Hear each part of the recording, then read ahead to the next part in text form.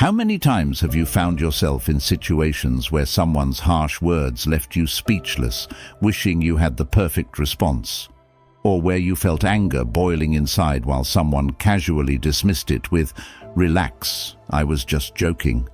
How often have you felt forced to play nice, to smile politely even when every part of you wanted to stand up and say, "Enough is enough"? Dealing with aggressive people is like trying to hold on to a cactus. No matter how gentle or careful you are, you're bound to get hurt. Yet many of us keep holding on, hoping it'll somehow get easier. But before we dive in, listen to this story. It will help you understand the wisdom in today's material. Once upon a time, in a dense forest, there lived a wise old owl named Orin. Orin was known for his calm demeanor, no matter what happened around him. The forest creatures respected him for his wisdom and often came to him for advice. One day, a young and proud eagle named Kyle flew into the forest, angry and agitated. His wings flapped violently as he circled above the trees, causing the smaller birds to scatter in fear. He had just faced a challenge in the sky. Another eagle had outmaneuvered him in a race, and Kyle couldn't let it go. He landed near Orin's tree and began to shout angrily, "I'll show that eagle who's better. I'll beat him next time, no matter what it takes." Orin, perched calmly on his branch, looked up at Kyle. "Why are you so angry, Kyle?" he asked softly. The young eagle puffed out his chest, still fuming. "Because I was humiliated. He made me look weak. I need to prove that I'm the best." Orin nodded thoughtfully. "It's natural to want to be the best. But you see, Kyle, your anger only gives away your peace. The more you focus on your anger, the less energy you'll have for your true purpose." Kyle tilted his head, puzzled. "What do you mean?" Orin gently flapped his wings, motioning to the peaceful forest around them. "Look at the trees," he said. "Do you see them fighting each other for sunlight? No, they simply grow in their own time. The river doesn't rage against the rocks. It flows around them, continuing on its path. You too can soar higher by focusing on your own strength, not the distractions of others." Kyle was silent for a moment, taking in the owl's words. He looked up at the sky and saw the clouds drifting peacefully. He realized that his anger wasn't helping him grow. It was only holding him back. Slowly, he took a deep breath and spread his wings. "I understand now, Orin. I'll focus on becoming the best version of myself, not by battling others, but by staying calm and focused on my flight."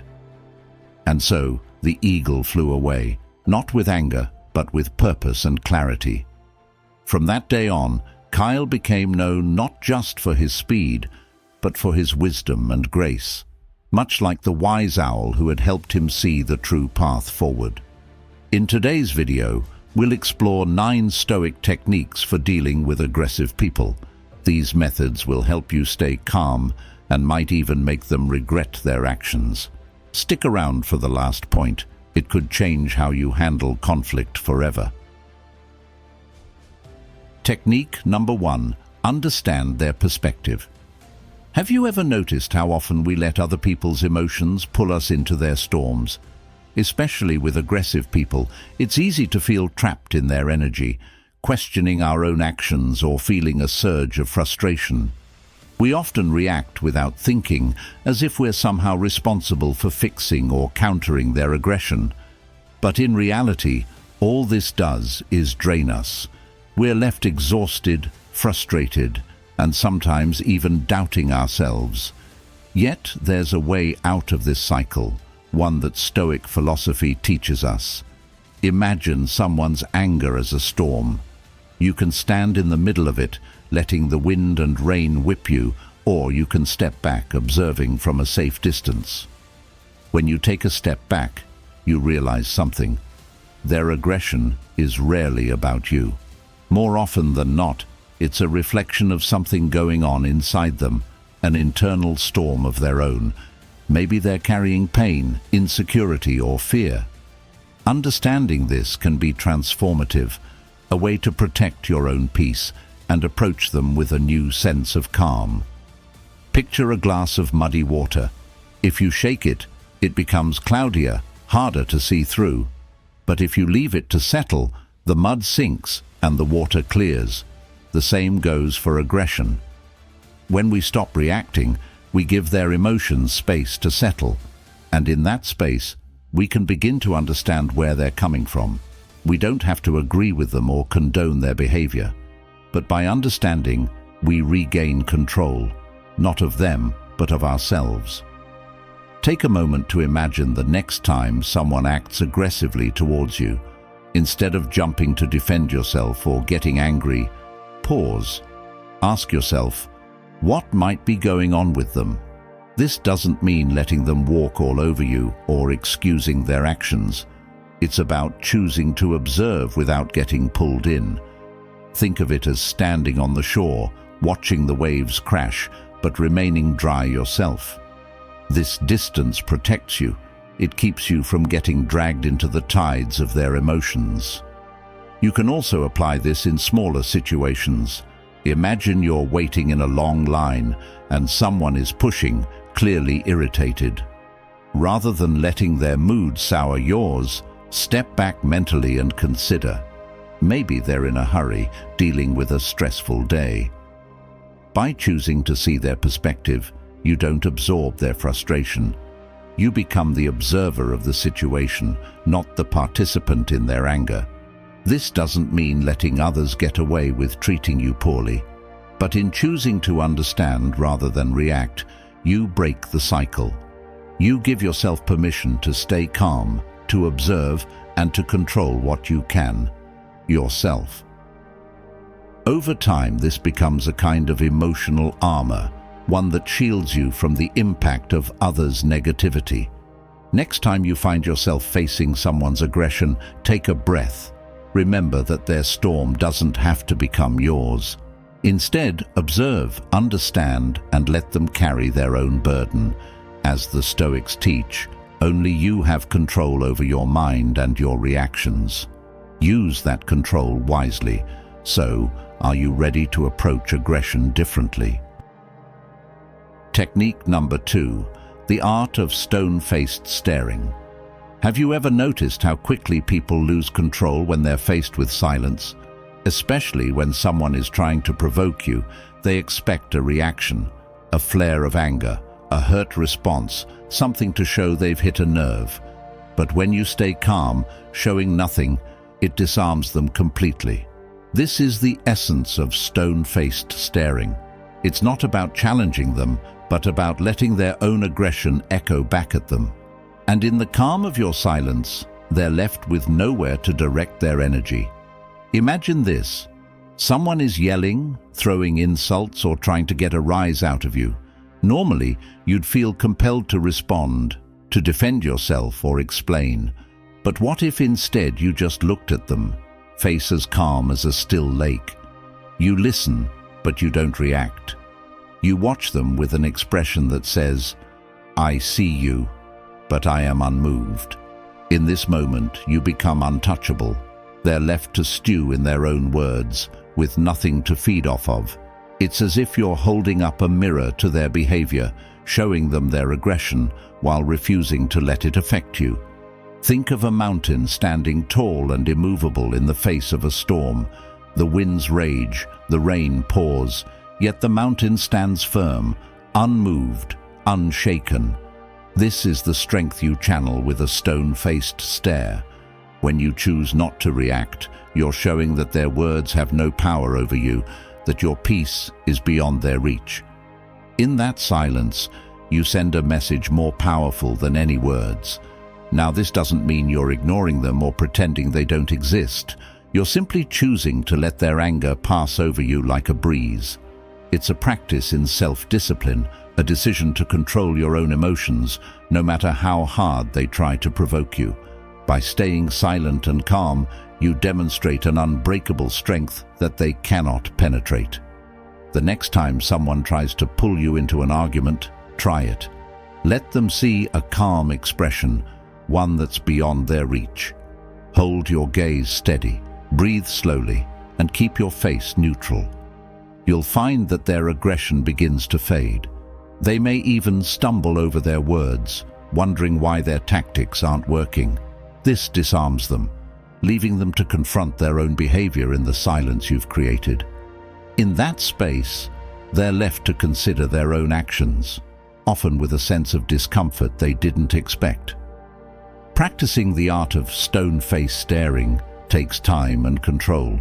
At first, you might feel the urge to respond, to fight back, but with practice, it becomes a shield, protecting you from others' emotions. You'll find a calm, unshakable power in this silence, one that reflects the Stoic ideal of inner peace and self-control.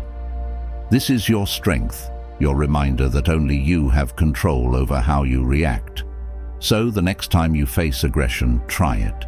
Stand firm, stay silent, and watch as their words fall flat. In your stillness, you'll find a strength that speaks volumes.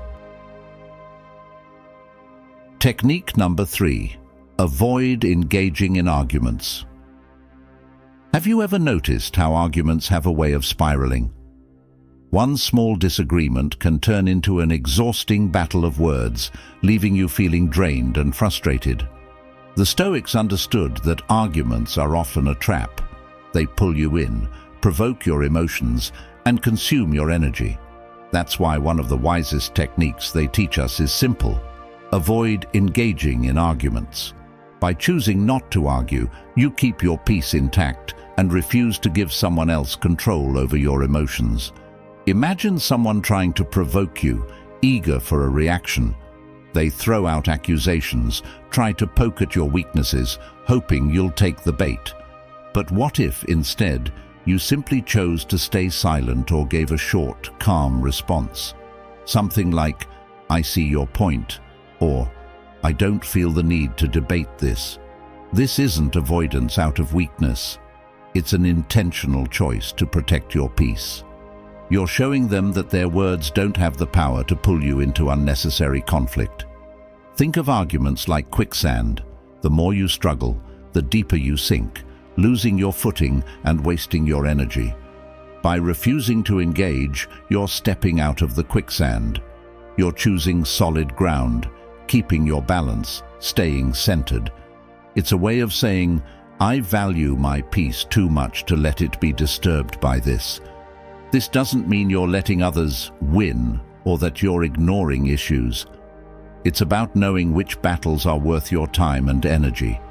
Often, arguments are not about finding truth or reaching understanding. They're about winning, about ego, about proving oneself right. But in the grand scheme of things, winning an argument rarely brings lasting satisfaction. It's a short-term victory at the cost of long-term peace. Imagine a scenario. A co-worker criticizes your work in front of others, clearly looking for a reaction. You could defend yourself, point out their faults, and turn it into a heated exchange. Or you could simply respond with, "Thanks for your feedback," and move on. This approach not only keeps you calm, but also leaves the other person wondering. They were expecting a fight, but instead, they're met with calm confidence. Often, they end up feeling more unsettled by your non-reaction than they would if you'd fought back. Avoiding arguments can also apply to personal relationships. Sometimes, in our closest bonds, we feel the need to fix or prove a point. But ask yourself, is it worth it? Will arguing really change anything? Instead, try practicing patience, listening, or simply letting go. You'll find that many issues resolve themselves when you refuse to add fuel to the fire. Choosing not to argue takes discipline and self-control. In a world that constantly pushes us to prove ourselves, it takes strength to step back and say, "I don't need to engage in this." But that's the Stoic way. By choosing peace over pride, you reclaim control over your mind, and you show others that your value isn't tied to winning battles, it's tied to your inner strength. So, the next time someone tries to bait you into an argument, remember this: you don't need to prove anything. Your peace is worth far more than any momentary victory in a verbal battle. Are you ready to let go of the need to argue and embrace a higher path? Technique number 4. Pretend you're in a movie scene. Have you ever found yourself in a moment of tension or conflict where someone's aggressive behavior is threatening to overwhelm you? It's easy to feel like you're in the middle of a drama, your emotions rising to the surface. But here's an idea. What if you pretended you were in a movie scene? What if you saw the situation from a distance, like an actor stepping into a role? It sounds strange, but it can be a powerful tool for staying calm and detached in moments of chaos. Stoicism teaches us the importance of perspective, and by stepping back and imagining the whole situation as a movie scene, you give yourself the space to respond with clarity and control. Imagine you're walking into a room and someone immediately starts attacking you, whether it's with their words or actions. The instinct might be to get defensive, to engage in the drama, or to react with anger. But instead, what if you saw it all as a scene in a film? Imagine that the person who's yelling at you is just a character in the story, and you are the lead actor. You can control how you respond. You're not caught up in the emotion of the scene. You're playing your part with composure and calm. This perspective shift is incredibly powerful. Think about how actors in movies stay in character, no matter how intense the scene gets.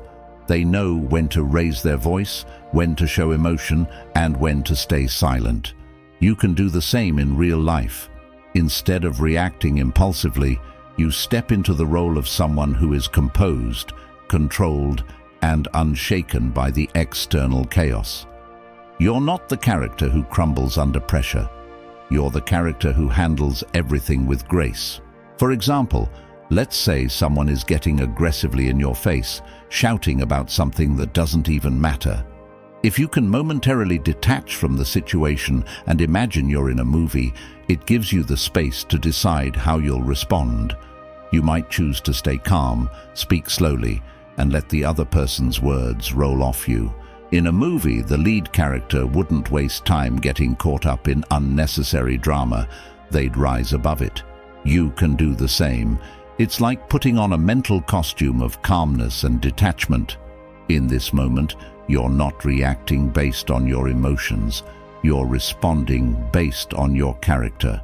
You can think of yourself as the calm, wise protagonist who doesn't get caught up in petty arguments. You're aware of the situation, but you don't let it control you. Instead, you control the way you respond.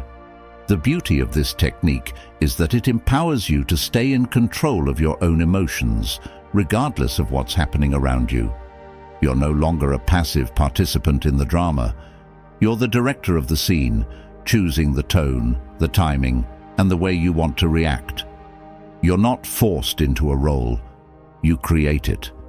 And this brings a sense of inner peace, because you realize that the drama around you doesn't need to affect your inner state. Let's say someone is being rude to you at work, throwing accusations your way. Instead of spiraling into frustration, imagine you're in a film. The camera zooms in on you, and in the script, your character stays calm, speaks slowly, and walks away with dignity. You don't get dragged into the confrontation. You rise above it. The person who's being aggressive, they're just another character in the plot. And the best part? Their actions don't have to affect the course of your story.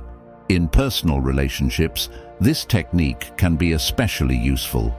If a friend or family member is getting on your nerves, instead of getting emotional, step back and picture the scene as if it were part of a script. What would the calm, composed character do? Maybe they would listen, nod, and then calmly express their feelings. Or maybe they would simply choose not to engage, letting the other person have their moment without getting drawn in. The key to this technique is detachment. By pretending you're in a movie scene, you can create the emotional distance needed to maintain control over your response. You'll realize that you don't need to get caught up in the drama. You're playing a role, but it's one of your own choosing. And with each scene, you become better at navigating life with grace and calmness. So the next time you're faced with aggression or conflict, try stepping into the role of the wise, calm protagonist. See the situation as a movie scene and choose to respond with dignity, composure, and control. After all, you're the star of your own life story. You get to decide how you handle the drama. Technique number 5. Use the polite killer response. Have you ever been in a situation where someone's words or actions are aggressively aimed at you? They try to provoke, insult, or challenge you, expecting you to react. But what if I told you that the best way to handle this isn't with a sharp comeback or a raised voice, it's with something far more powerful? Stoic philosophy teaches us that sometimes the most effective response is one that is polite, calm, and completely disarming. It's the polite killer response. And here's the thing, it's not just about being nice, it's about using politeness to completely deflate aggression. Imagine someone snaps at you, maybe in a meeting or during a conversation. They're rude, and you can feel your blood starting to boil. The instinct is to fight back, to defend yourself, or to give them a taste of their own medicine. But instead of rising to the challenge, what if you responded with an overly calm and courteous tone? You might say, "Thank you for your input," or "I appreciate your thoughts." You keep it polite, cool, and professional. The key here is that you don't give them the emotional reaction they were hoping for. Instead, you respond with grace. Why does this work? Because aggression thrives on emotion. When someone is trying to provoke you, they want to see a reaction. They want to see you stumble, maybe even lose your composure. But when you remain calm and polite, you send a powerful message. You're showing them that their words don't have the power to unsettle you. By not engaging in the emotional drama they've created, you instantly take the wind out of their sails. They were expecting a fight, but instead they're met with grace. And often, that is the last thing they expect. Think of the polite killer response like a mirror. When someone throws negativity your way, you reflect it back with kindness. It's not passive, it's powerful. It doesn't show weakness, it shows strength of character. You're saying, "I choose not to engage in your negativity because my peace is more important than winning a fight." This approach works wonders because it leaves the aggressor with nowhere to go. They may feel awkward, confused, or even embarrassed by their own outburst. And in many cases, they'll realize they've just been outclassed. This technique is especially useful in professional settings. Imagine a colleague criticizes your work, not constructively, but with a harsh tone. Instead of getting defensive or retaliating, you could respond with, "I hear you, and I'll take that into consideration." Simple, respectful, and unemotional. Your polite reply shows that their criticism hasn't rattled you. It takes the power out of their words and puts you in control of the situation. You maintain your composure, and they realize that their aggressive behavior has no effect on you. The beauty of the polite killer response is that it also allows you to keep your integrity intact. You don't lower yourself to the level of the aggressor. You rise above it. You remain in command of your emotions and your response. In doing so, you show others that they cannot disturb your peace with their aggression. The Stoic idea of inner tranquility becomes your shield. In personal relationships, this technique can be just as powerful. Sometimes, family members or friends can be overly critical or even rude. Responding with anger or defensiveness only fuels the fire. But responding with a calm, respectful, polite killer response lets them know you won't tolerate disrespect. You set a tone that says, "I value this relationship enough to keep it civil, but I won't engage in disrespect." The next time someone tries to provoke you, remember this: politeness is a form of strength. You don't have to react with aggression to protect your peace. You can choose to handle the situation with kindness. And in doing so, you will disarm the aggressor and maintain your own inner calm. Are you ready to try the polite killer response? Your peace and your power are in your hands. Technique number 6. Control your emotions. Like an owl, calm and wise. Have you ever noticed how easy it is to lose control when emotions flare up? When someone is aggressive or tries to provoke you, the first instinct is often to react. Maybe you feel your heart racing, your mind flooding with comebacks, or even the urge to defend yourself. But Stoicism teaches us something powerful. True strength lies in controlling your emotions. When you master this, you gain an unshakable calm. And there's nothing more disarming to an aggressor than facing someone who won't rise to the bait. Imagine standing on the edge of a cliff, a storm raging around you. The wind is fierce, the waves crash below, but you're grounded, steady, unmoved. This is what emotional control feels like in the face of aggression. You choose not to let the storm sway you, no matter how intense it gets. Instead of reacting, you pause. You take a breath. You recognize that the power to control your response lies within you. And this pause, this calm, is where you find true strength. Now, controlling emotions doesn't mean suppressing them or pretending they don't exist. It's about acknowledging them without letting them dictate your actions. Think of your emotions as a wild horse. Untamed, they'll run wherever they please, pulling you along with them. But if you take the reins, you can guide that energy in a direction you choose. You're in control, not the horse. You're no longer at the mercy of the situation or of someone else's aggression. Consider how this might play out in real life. Let's say someone criticizes you harshly, maybe in front of others. The first reaction might be anger, embarrassment, or even hurt. But instead of letting those feelings take over, you pause. You let the initial surge of emotion pass, like a wave receding back into the ocean. You don't have to respond immediately. In that brief moment of calm, you regain clarity. You can then choose to respond or not, without letting the emotion cloud your mind. Controlling your emotions also gives you a new perspective. When someone tries to provoke you, it's often because they're looking for a reaction. They want to see you lose control. They want to push your buttons.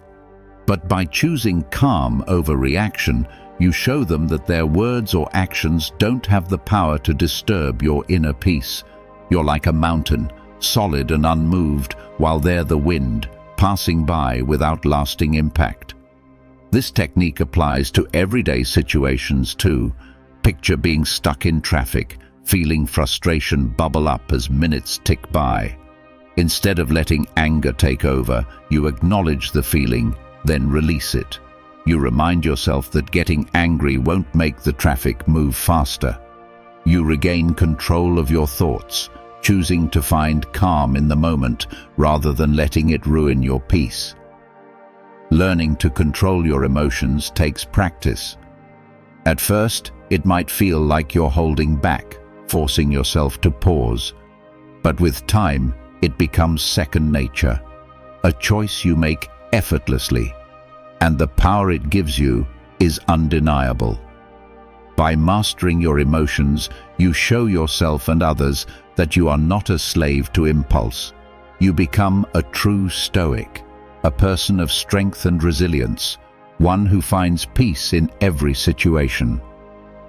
So, the next time you feel provoked, remember this: your emotions don't have to control you. Take a breath, find that inner calm, and show them that your peace is beyond their reach. Are you ready to master your emotions? Technique number 7. Set boundaries, firmly but respectfully. Have you ever felt that uneasy feeling when someone crosses a line with you? Maybe they speak too harshly, or they push you into situations where you feel uncomfortable. It's easy to feel trapped in these moments, unsure of how to respond. But setting boundaries is essential for inner peace and self-respect. The Stoics understood this. Boundaries protect our minds, our time, and our well-being. And when you set them firmly, but with respect, you create a space where others understand your limits without needing to push back. Picture a garden, carefully tended and full of life. You wouldn't want someone trampling through it, stepping on the flowers you've nurtured. That's what boundaries do. They protect your inner garden. But setting boundaries doesn't mean being harsh or aggressive. It means calmly communicating your limits, letting others know where you stand. When done with respect, boundaries don't push people away. They actually foster healthier relationships. Imagine someone who's speaking to you in a way that feels disrespectful. Instead of ignoring it or letting resentment build up, you can calmly say, "I'd appreciate it if we could speak to each other with respect." This statement is clear, firm, and respectful. You're not attacking them, but you're letting them know what you expect. By setting this boundary, you're showing that you value yourself and the relationship enough to keep it respectful. Setting boundaries also means understanding your own limits and being willing to communicate them. Maybe a friend often expects you to drop everything to help them, or a coworker constantly hands off extra work to you. Instead of feeling resentful, you could say something like, "I'm happy to help, but I also have my own commitments that I need to prioritize." This response isn't selfish, it's honest. By setting this boundary, you're making it clear that while you're there for others, you also value your own time and energy. The key to setting boundaries, like the Stoics would advise, is in the delivery. Boundaries are best received when they're expressed calmly, without hostility. You don't need to shout or use harsh words to get your point across. Think of it as placing a gentle but unmovable fence around your personal space. People might not like hearing no, but they'll respect you more for being clear and composed. And often, they'll start respecting your time and boundaries more than before. When you set boundaries, you're also teaching others how to treat you. People can't read your mind, and if you don't communicate your limits, they'll keep pushing until you're overwhelmed. By calmly stating your needs, you prevent misunderstandings and foster healthier interactions. You're not shutting people out. You're inviting them to interact with you in a way that respects both parties. Consider this. If a friend or colleague crosses a line, try responding with something like, "I feel uncomfortable when," or "It's important to me that." These phrases are powerful because they're non-confrontational, yet clear. You're letting them know how their actions affect you, encouraging them to adjust without feeling attacked. Setting boundaries in this way allows you to protect your peace and helps others understand you better. Setting boundaries takes courage and consistency. At first, it might feel awkward, especially if you're used to avoiding conflict. But with practice, it becomes second nature. You'll find that people actually respect you more when you're honest and clear about your limits. And the best part? You'll feel a deeper sense of peace and control over your life. Setting boundaries is an act of self-respect, one that radiates strength and calm. So, the next time someone pushes past your comfort zone, remember, you have every right to set boundaries firmly but kindly. Let them know where you stand, and you'll be building stronger, more respectful relationships in the process. Are you ready to protect your peace by setting boundaries?